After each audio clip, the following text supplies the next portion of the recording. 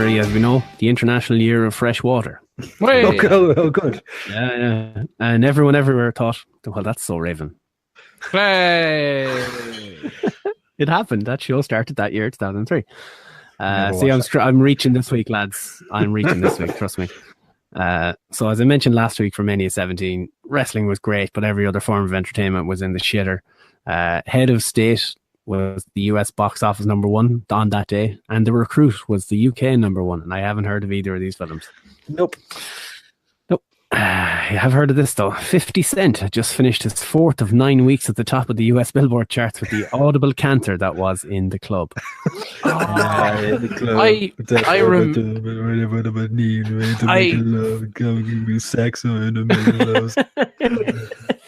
funny side note to that, and I'll be very quick. I was in second year in secondary school when that song came out, and he was all popular. And a girl turned to me and said, "Oh, do you like 50 Cent's new song?" And I'm like, "Oh no, I've never heard of them. Are they any good?" There you go. Instead of a lot of the answers I said to anyone that is on the radio now, like, what are they? It was even worse on this side of the world, though, lads. Gareth Gates, featuring the Kumars, had just assaulted the airwaves with a cover of Spirit in the Sky, spending 2 weeks. I remember that. So 10 days previously, the US and UK coalition forces invaded Iraq looking for magic beans George Bush had seen in a dream. It was the 11th season of the Premier League, and a youngster named Wayne Rooney had burst onto the scene. Rooney scored a worldie on his debut to beat Arsenal. It wouldn't be the only disappointment for Arsenal that season. After having an 8-point lead at the top of the table at the start of March, they finished second to a rampant Manchester United team who, after having their final loss in the campaign back on Boxing Day, went unbeaten for the rest of the season to clinch the Premier League title. Way! Sir Alex Ferguson was named manager of the decade. There was no games this week. I assume it was an international break. But when United returned to action the next week, they hammered Liverpool 4-0 at home. Just for you on your one, Gordo. Had to throw it in to keep the continuity. But the eventual top scorer, Ruud van Nistelrooy, putting 2 past the bin dippers. Way! Get fucked. I deserve that. That's all I could find. There was nothing else going on around now. Like I looked up news stories. Everything was the Iraq War. You could find nothing. Well, on February the 4th that year, Yugoslavia split into Serbia and Montenegro. I found changed the Eurovision forever. Yep. I found loads of countries joining. The Eurovision. The Eurovision was won for the first time ever by Turkey that year with their song "Every Way That I Can." Oh wow! And that year, do you know what we sent to the Eurovision? Oh God, what did we send? Mickey Hart. We got the world.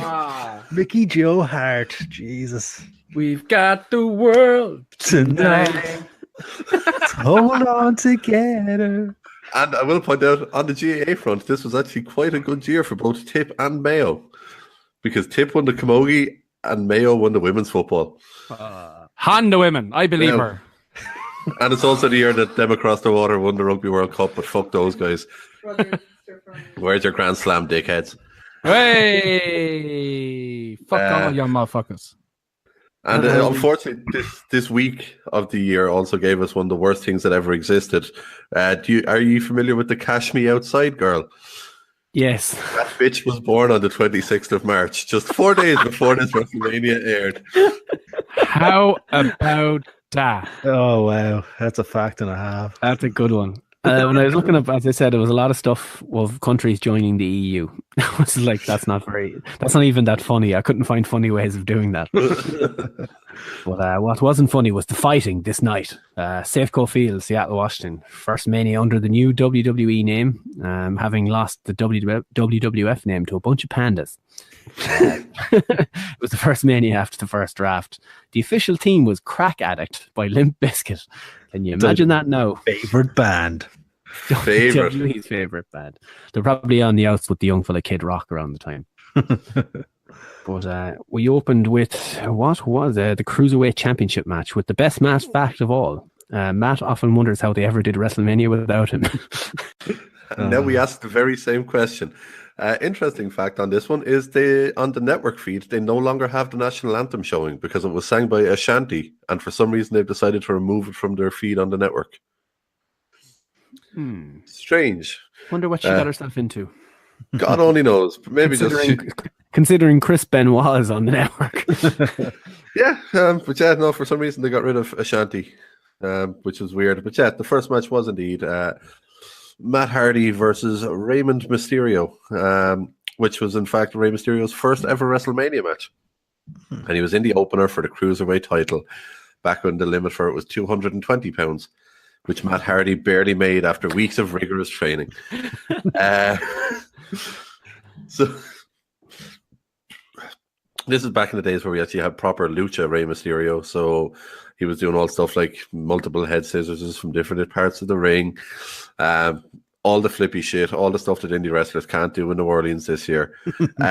One interesting note, and it's something that Nikki picked up on commentary as well when we were talking about it, is that Michael Cole admitted on commentary that he likes latex. What? He admitted that he likes latex because they were talking about Rey Mysterio's latex top that he was wearing. His Daredevil top. Yeah, and Taz turned around and said, "You like latex, don't you, Cole?" And Cole says, "Oh, I love latex. I'm still trying to figure out this whole teabagging thing, though." Oh, wow. This is on commentary on WWE Network.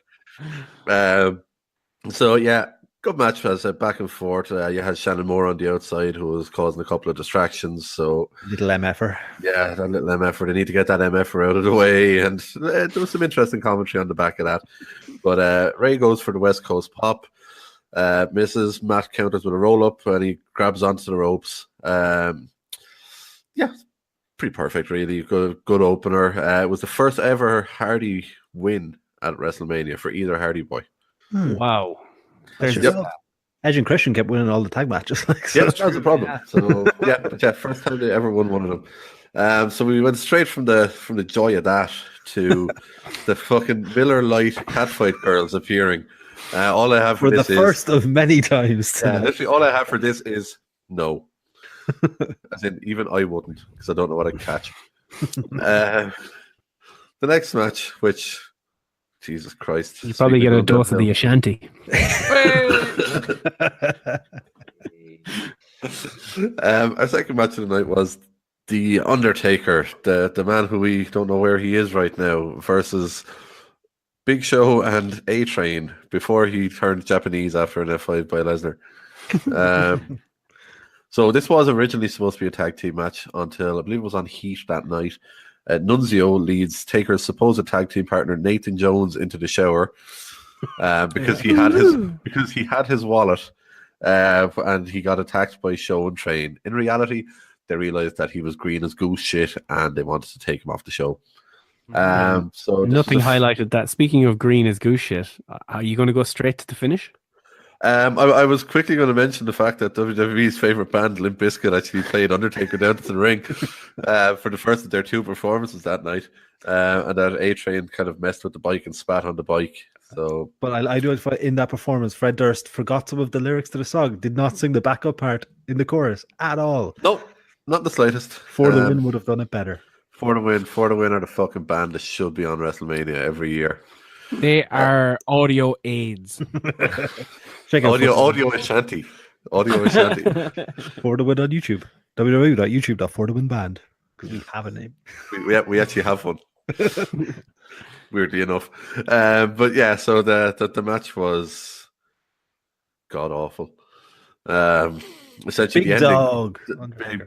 Undertaker was the big dog back then before the bigger dog came along.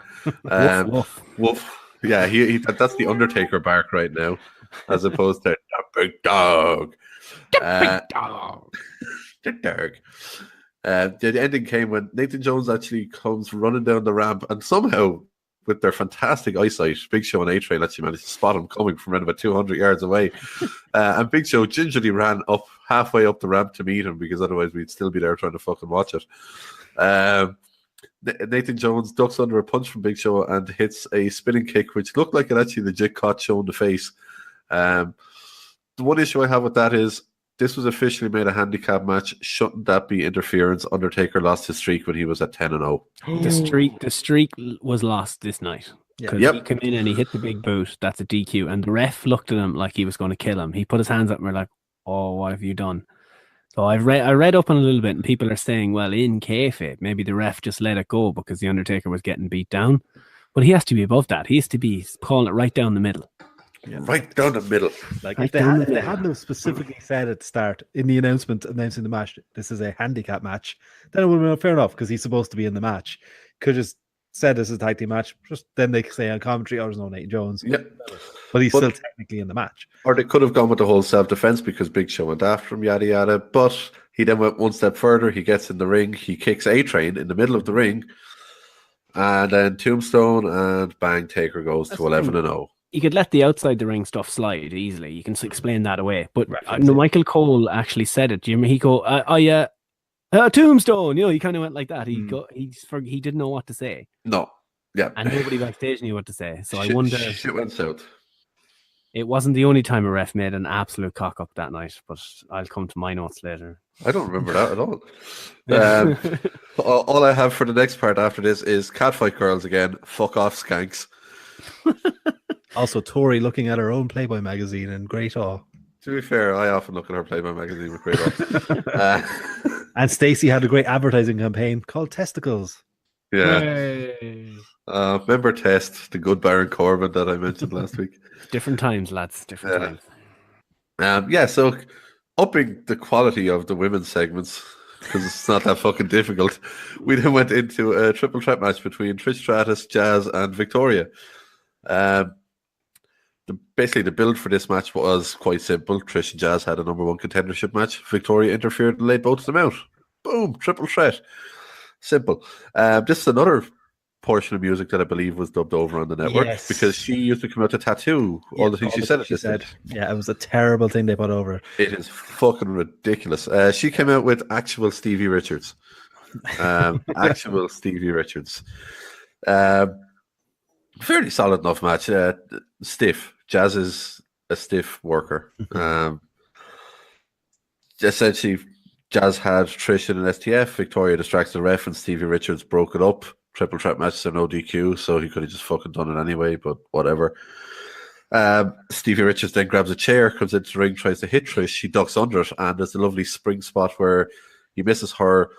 The chair hits the ropes and smacks him back in the face. It's a spot that hasn't been done in quite a while because no headshots, but love that spot. Then Victoria goes for the Widow's Peak on Trish. Trish slides down out of the back of it, pushes her off the ropes, chick kick, and Trish Stratus wins what I believe was her fourth women's title at that stage. Go on. Sorry. No, I was going to say solid enough match and probably the best we saw out of the women on this show. Yeah, I was just going to say the difference in Trish compared to what we saw, like, because we just watched Mania 17 last week. Oh, good lord! 2 years, the difference in Trish, like, absolutely insane. And what far she came along. Yeah, she was someone who properly came in though as.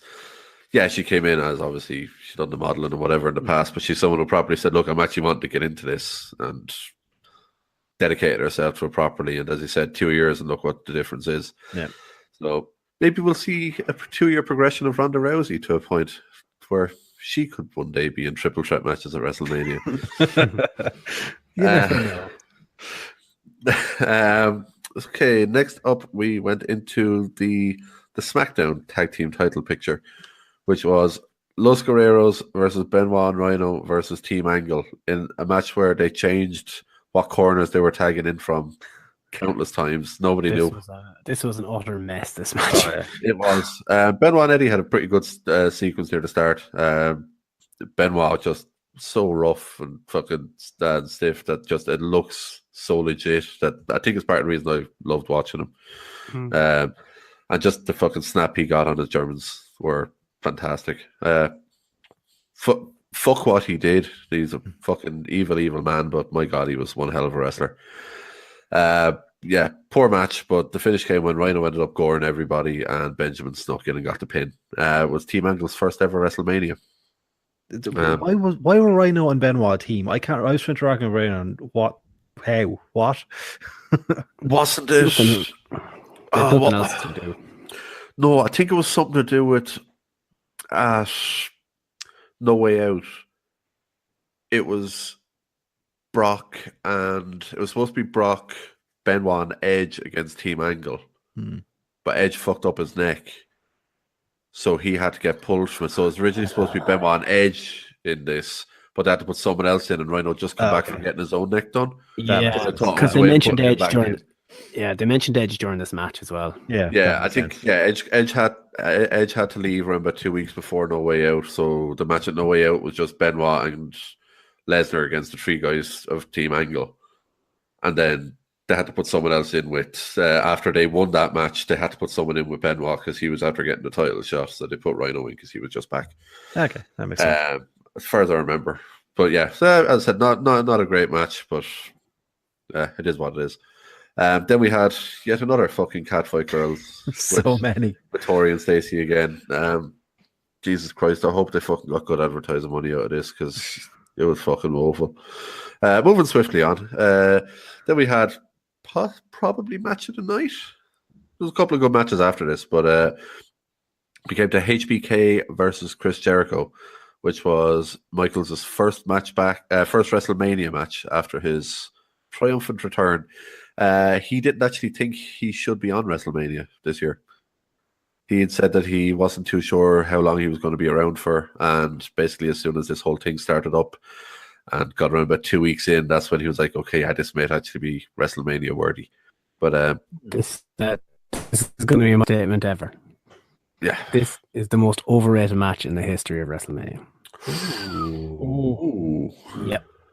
I'm going to go so far as to say it's a bad match. Oh no. It's bad.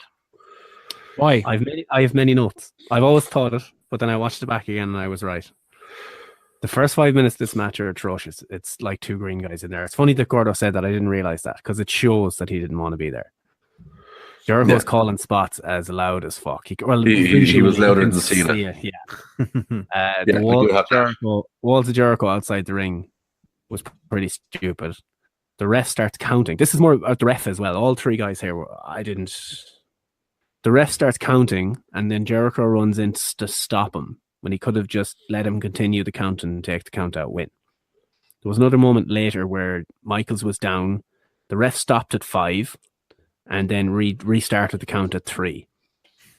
It was all sorts of bad. There was a lot of, I wouldn't say blown spots, but a lot of elbowy, I'd call it. It was not very smooth. The kip up spot and all that. So HBK was down. Jericho does the kip up and then the Shawn pose. Then HBK does the kip up. Then he starts throwing right hands. Jericho reverses an Irish whip into a HBK flying forearm.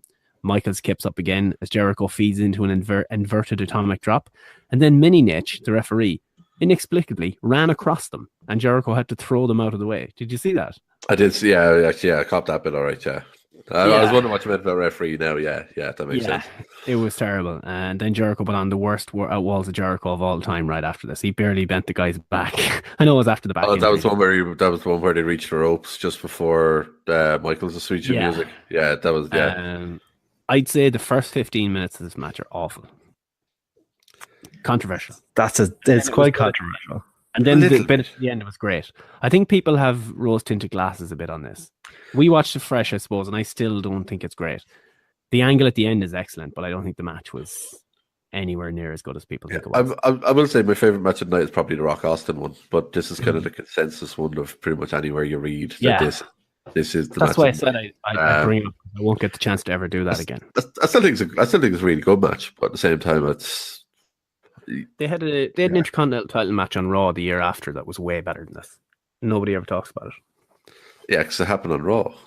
Yeah, but it was a much better match. Oh, completely. It's like the CM Punk match. Everyone talks about CM Punk at pay-per-views. No one ever talks about the fucking great match they had on Raw at the time.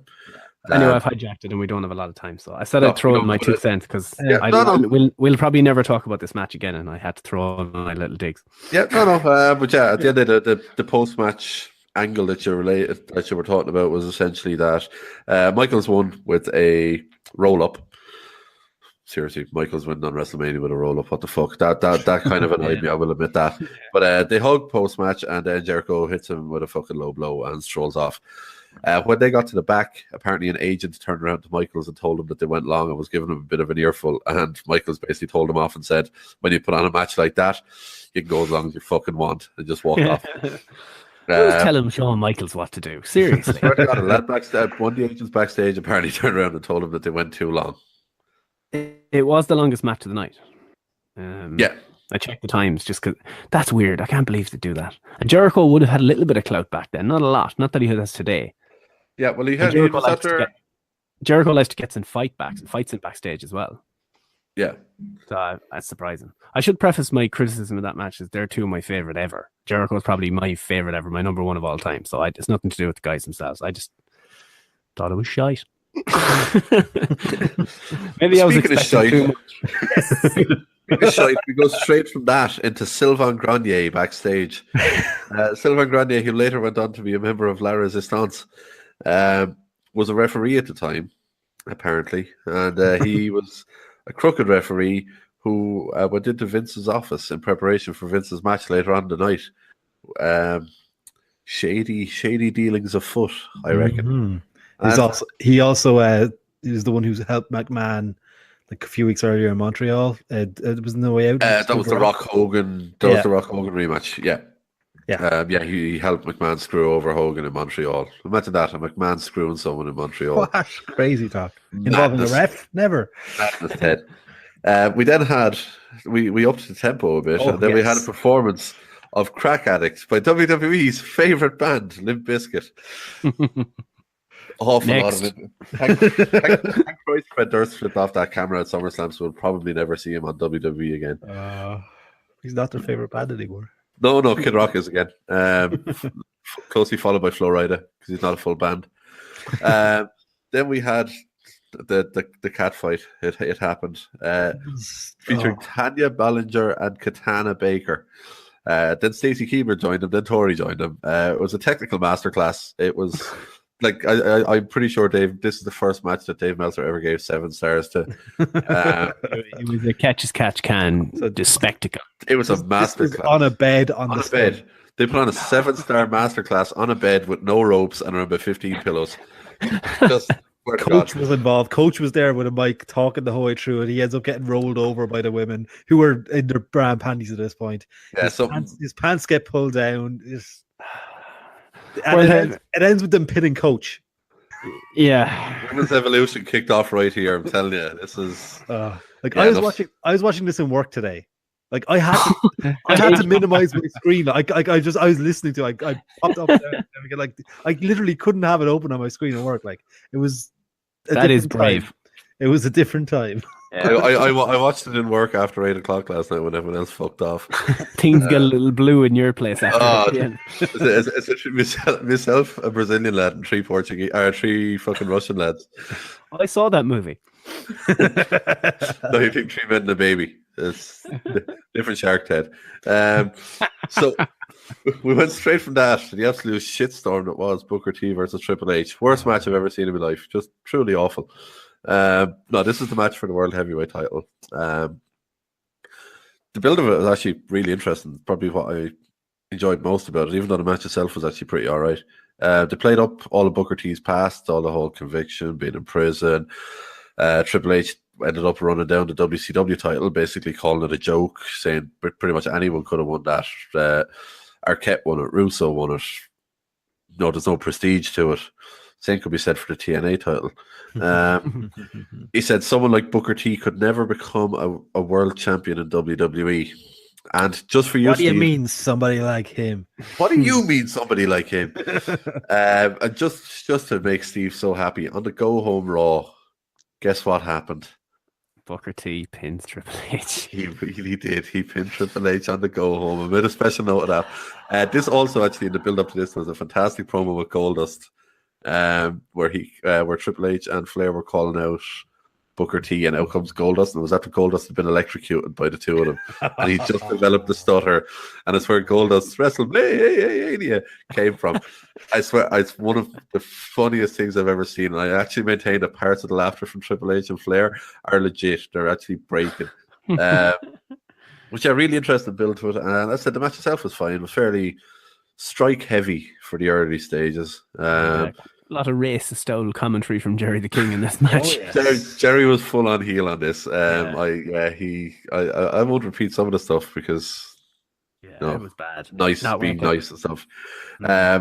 Flair rams Booker's leg into the steps, which became a big thing for the whole match of working over the leg. He did. He was helping him up and he fell. Sorry. He was helping him up, and then Booker T clumsily slipped and damaged his knee on the steps, which of course left the door wide open for Triple H to lock in one of my favorite submission holds of all time, the Indian Deathlock. I don't think I've seen that since. Not that I remember. He's used it himself 3 or 4 times. Triple H is about the only person. He used it on Debray, I think, in their match at Mania, if I remember correctly. That's the most recent. Triple H matches kind of go over my head. I don't know. The later ones. I'm a Triple H guy. I am too, but Mark.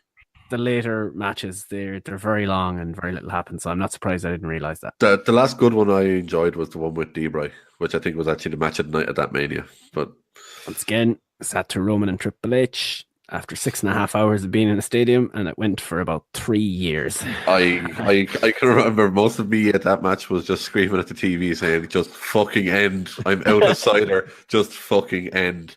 But back to a good Triple H match. There was a ref bump. Booker T got a fucking 2 count. He went for the scissor kick. He then goes up top and hits the old Harlem Hangover flip leg drop, and he knied the shit out of it. Oh, he did. He destroyed Trips' face. Apparently, Trips was a little bit heated about that backstage afterwards, and understandably so. Yeah. He could have done serious damage with it. It's a move he's hit perfect, God knows how many times, but it won't be the last time in this show that someone fucks up a move from the top rope. In that corner. In that very corner. Maybe something about the ropes in that corner, because to be fair, there was a weird spring off them. They seemed a lot looser than normal. But yeah, then he goes for the pin, and Flair puts Triple H's foot on the ropes. He turns around and he basically gestures to Flair, and Flair fucking runs off a bit. He goes for another scissor kick, but his leg buckles. Just enough time for Triple H to recover, hit a pedigree. Triple H retains. Booker should have gone over. Yes, that's the main without a shadow of a doubt. If Booker is put over in this match, this is the sort of thing where they're all mic'd up to the ref. Someone should have made a call saying flip this ending. Yeah. I mean, it's when you have a story coming in that you can't win this title because someone like you can't be world champion. Like with that racist overtones coming in, and then the white heel wins. Like it's no. Yeah, it's terrible. They learned their lesson with Daniel Bryan. Yeah, true. That is exactly. But if they put Booker over here, it was a star maker. But it is what it is. He eventually got there. You can't do that. That's what Triple H is there for. He's got to take out the shovel. Well, that was the problem. They eventually moved Booker T to Tuesday because Triple H don't work Tuesdays. Plus, WWE never had a black WWE champion. Yep. Still not? Well, nope. If you want to count The Rock, but nope, Samoan. What is he, like? Filipino or? He's half black, half Hawaiian. Who knows? Not Hawaiian, whoever the fuck it is. Look, speaking of race relations, can we move on to the street fight? Racism, you say? Which one of them? We have a lovely street fight between Vince McMahon and Hulk Hogan, where Hulk Hogan's career was on the line. So a lot of the build around this was essentially Vince's hatred of Hogan for walking out on him and testifying against him in the big old druggie court case back in the 90s. So he made a comment about how Hogan tried to put him out of business, and twice. The line I always loved was, "I created Hulkamania and I can kill it." And as we alluded to earlier in the Sylvain Grenier bit, Vince screwed Hogan out of a match against The Rock for number one contendership. I think it was number one contendership. Yeah, it's for the match at Mania, wasn't it? Oh, yeah, it was something weird. But he screwed him out of a match with The Rock basically a couple of weeks beforehand. Lost me fucking self my notes here. And then during the contract signing for this, Vince ends up laying him out, and he's there nearly trying to stab his face with the pen. Wouldn't see that nowadays. And then after stabbing him with the pen, he made him sign the contract in his own blood. Yes, that fantastic shot. Which again, different times, but loved it. Match itself. The first note I have is Vince can't wrestle. Oh no. Same as the personal I had in my one for 17. He hit a pretty sick leg drop off a ladder in this match. That's my fourth note. I have the brawling parts of it where there's all the shit with the chair shit at ringside. That was okay because it's swinging a chair and getting a hand up to protect yourself. They done the longest ever double wrist lock test of strength. Oh God, it was fucking woeful. There was unprotected headshots. Again, different times. Won't see that now. Hugo Savinovich, the Spanish announcer, got a fucking chair shot that split himself. That was loud as fuck. He cracked him. The only one worse was the JBL on Eddie Guerrero. Oh God, yeah. Oh. That was fucking horrendous. That was vicious. Get your hands up. Yeah, he fucking ate that. Then Vince hits a low blow on a chair shot, and then out comes the table, or the ladder rather, and the whole thing of Vince. Vince is trying to be one of the Hardy Boys. So puts Hogan onto the Spanish announce table, because it has to be, and he does a leg drop off the ladder through the table. Still pretty good, and he hit his mark, unlike Booker T. So then they end up getting back into the ring. Hogan ends up hitting a low blow when Vince is standing over him with a pipe. Speaking of the pipe, that shot of when he comes up from under the ring with the pipe with the bloody face. Perfect. I love that shot. Grumble, just that growl, that gnarly look on his face was fantastic. Blood adds so much to storytelling. Yeah. It really does. I know we won't see it anytime soon, but it really adds. Then we have someone gets in the ring and rips off his hood and his jacket, and it's Roddy Piper. Roddy Piper. He picks up the Rosie's jacket. Yeah, I can't believe it. He nicked her jacket off her. She only got it back this year. That's the only reason she shut up now. She got her jacket back. So he ends up picking up the pipe and he's standing in between the two lads. And this, which one of them will he hit? He hits Hogan. Then Vince ends up he leaves the ring. Vince ends up getting up. He botches tossing the referee out of the ring. So bad. He recovers it and eventually flings him out. Then out comes Grenier, followed by another ref. Grenier lays out the ref to follow them. Vince hits a leg drop, but then Hulk kicks out and hulks up. Hogan ends up taking the two of them down. He throws Grenier out of the ring and hits 3 leg drops on Vince and gets the win. So Hulkamania gets to live to fight another day. Yay! Not a terrible match. Definitely not the worst match on the card. It was a lot better than it should have been. It really was. What it was like. I enjoyed it. I really liked it too. Essentially, you had a 60-year-old and a 58-year-old and a 55-year-old or something like that. Like, they put on a good show. We then had a match that nearly didn't happen, which was Rock Austin 3. So the match nearly didn't happen because the night before it, Austin had loaded up on so many energy drinks that he caused his heart to go into overdrive. Ridiculous heart palpitations. The heart rate was so elevated, he was hooked up to all sorts of monitors, and they thought he was going to be in hospital for a few days.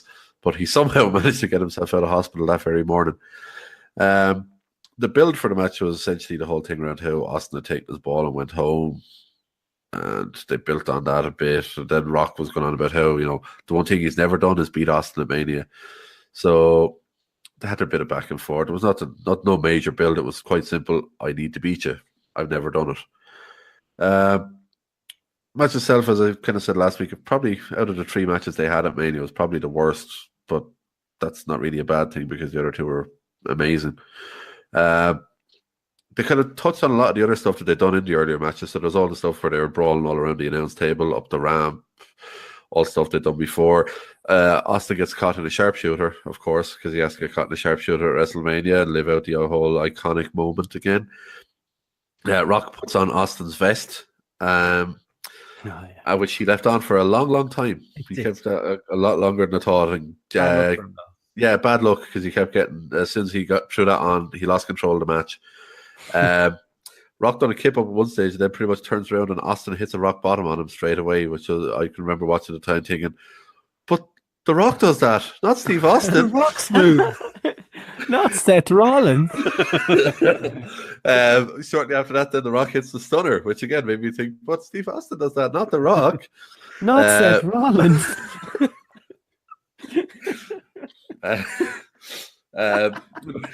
The Rock ends up hitting Austin with a low blow, and Austin's down on the ground. He goes for the people's elbow, and in a rare thing, which didn't really happen much at that stage in the career, Austin moved out of the way of the people's elbow because he had it well scouted from the 2 previous Mania matches.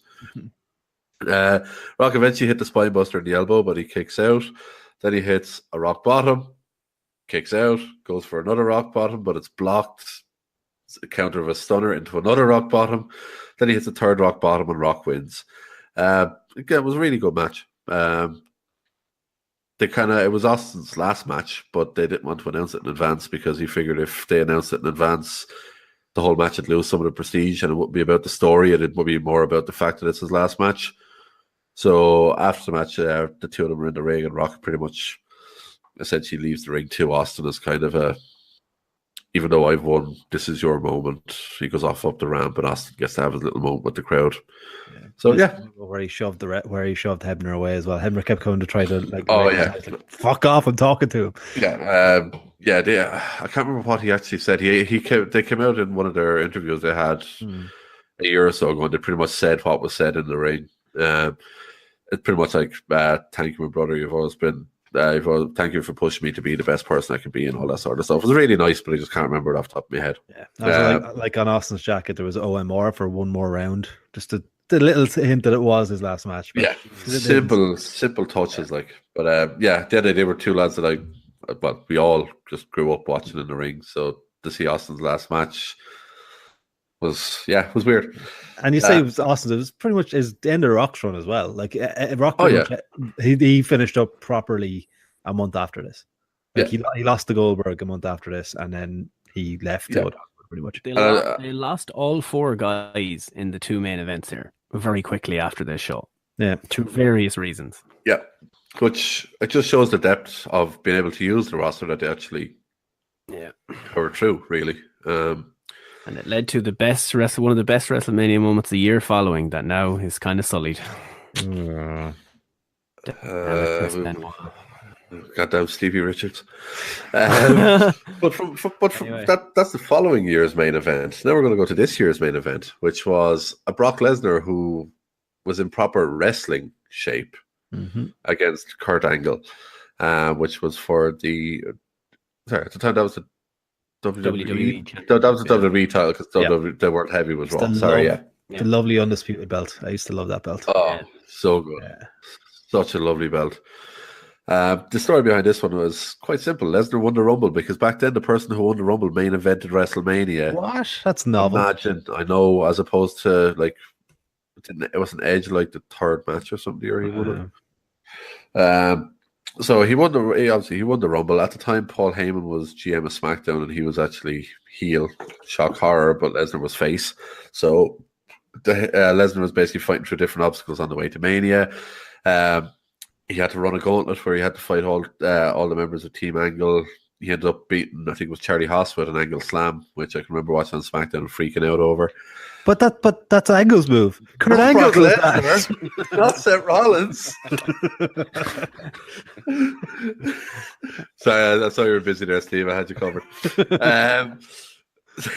So then they had another fantastic moment where not Seth Rollins. Dick. Where they were actually going to have a match between Kurt and Brock on SmackDown, and Kurt comes out first, which straight away there was shenanigans afoot. During Lesnar's entrance, the camera is purposefully just focused on the ramp the whole time. Lesnar gets in, lifts him up for an F5 within around about 30 seconds, hits the F5, goes for the pin, then freaks out and stands back up straight away. And everyone's wondering what the hell is happening. Next thing, Team Angle come running down the ramp. Lesnar goes out in the ring after him. He scoots back in. And in the meantime, someone has actually switched places with Kurt in the ring. That person rolls him up, gets the win, and rolls back out of the ring, takes off his hoodie, and it turns out it was Kurt all along. During Lesnar's entrance, Angle had switched places with his brother Eric. Dear God. It was genius. I remember the time it was genius. At the time I was like, oh my God. And because of that, Stephanie McMahon made this match where there's no champion's advantage. So if Angle got counted out or disqualified in any way, shape, or form, he'd forfeit the title. At this point of the night, Michael Cole's voice was gone. Oh, well, he was raspy. He was bad. He was fucked. Yeah. So in this match, basically straightforward match. Both of them were built as different types of machines. Lesnar was essentially indestructible, and Angle was just a wrestling machine, throwing him around the place. It was weird seeing Lesnar getting suplexed. A lot of German suplexes, a couple of belly-to-bellies. Weird seeing Lesnar hit moves other than German suplexes and punches and knees. He hit a lovely press slam, which is like, why can't he do that anymore? And Kurt hit a sick release German suplex that landed Brock on his face. Later on the night in the match, there's a countered angle slam where Brock spins him around afterwards and hits an F5. Instead of going for the pin, he then goes up top, and in an iconic moment, he goes for a shooting star press. He slightly under rotates and lands himself on his head. Slightly is a bit. Angle was too far over across the ring. Like he should have went to the other corner. That was... He was only asked to do the move that day. And he had practiced it multiple times that day, apparently. Angle tells the story that, I think told it on Austin's thing. He had done it countless times during the day and he nailed every single one of them. And then Angle said he'd moved a bit closer to the center, which I don't think he did, just because he knew Brock was tired. But if you watch Brock, he hesitated before he hit it, and that's what went wrong. Yeah. He bounced twice on that rope on one leg. Yeah, I think he put himself off just slightly. He didn't get quite as much of a push off it. But this Brock Lesnar is lucky to be alive. Oh, really? A degree or two less, and he gone. He gone. He ends up. To be fair, Angle manages to cover for it. He realized that shit's gone wrong, so Angle actually goes for the pin. Brock, as fucked as he is, he doesn't remember the ending of this match. He came out afterwards and said he doesn't remember anything from the moment he landed on his head here. And he got up like a moment or two later and hit a perfect F5. Absolutely inch perfect. Crazy. Because literally straight after the pin, Angle goes to lift him up and go for the angle slam again, and Brock just bang F5 over. And even if you look at him after the match, he's fucked. Oh, he's glazed. He has completely glazed. Doesn't know where he is. Yeah. But just the complete muscle memory of everything, he knew straight away, right, okay, we need to hit something. We need an out. Was the shooting star the finish?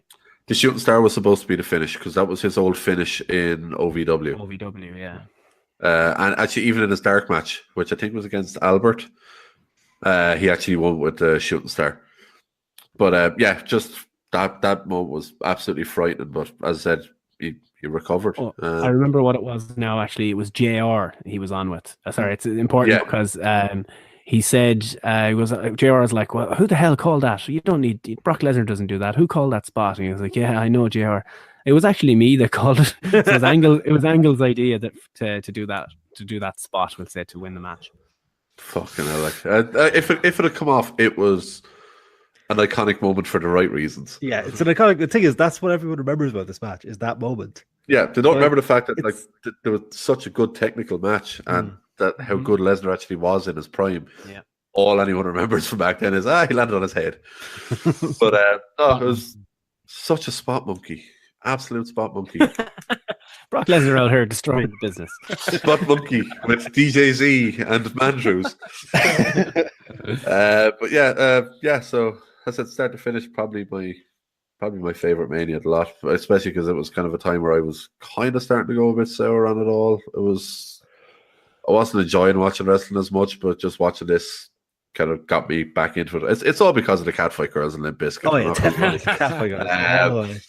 There was a bit of wrestling kind of sandwiched in around it all. But yeah. In fact, there was some great matches on the show. It is one of my favorite Manias. It's not my favorite, but it's one of my favorites. There's only a couple of low points. Overall, it's pretty solid show the whole way through. So bar the Catfight Girls and the Taker match. Other than that, it's a different show without all that bullshit. It's so much better. Yeah. Good old fast forward. Yeah. And they had the closing promo. Fucking great. I believe it's one of the last ones. I think WrestleMania might actually be the last one they ever done that on. Yeah. What was this now? The closing video at the end where it's like a quick 6-minute recap video of everything. I think they done one at Mania 20, but I don't think they done one after that. I missed That's strange. Then again, the shows are 7 hours long now, so so you need to remember what happened at the start. Yeah. Even more important.